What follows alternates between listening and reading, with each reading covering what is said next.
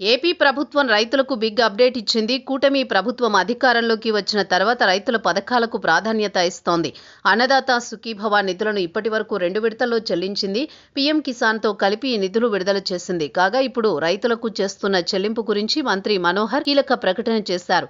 ఎవరూ ఊహించని విధంగా 24 గంటల్లోనే రైతుల ఖాతాల్లో నిధులు జమ చేస్తున్నట్లు వెల్లడించారు. రబీ ధాన్యం సేకరణపై ప్రభుత్వం కీలక ప్రకటన చేసింది. ధాన్య సేకరణ ప్రారంభించినట్లు పౌర సరఫరాల శాఖ మంత్రి నాదెండ్ల మనోహర్ తెలిపారు. ఖరీఫ్ సీజన్ ధాన్యం సేకరణ విజయవంతంగా పూర్తి అయ్యిందని, కొన్ని చోట్ల సాగు ఆలస్యమైన రికార్డు స్థాయిలో ధాన్యం సేకరణ పూర్తయిందని చెప్పారు.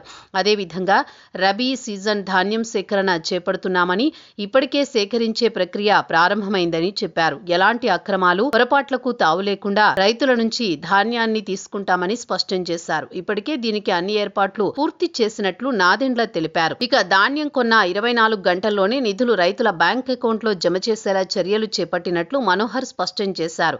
అదేవిధంగా 7,300 కోట్లను 8 గంటల్లోనే జమ చేశామని చెప్పారు.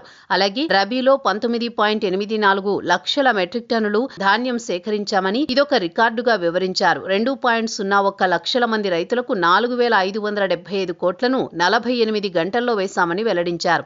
గతంలో జరిగిన పొరపాట్లను గుర్తించి ఈసారి అవి జరగకుండా జాగ్రత్తలు తీసుకుంటున్నట్లు తెలిపారు. వైసీపీ ప్రభుత్వం కంటే కూటమి హయాంలో ధాన్యం సేకరణ ఎక్కువగా జరిగిందన్నారు. గతంలో వైసీపీ ప్రభుత్వంలో రైతులు ధాన్యం అమ్మిన తర్వాత నెల లేదా 2 నెలలకు నిధులు జమ చేసేవారని నాదెండ్ల వివరించారు.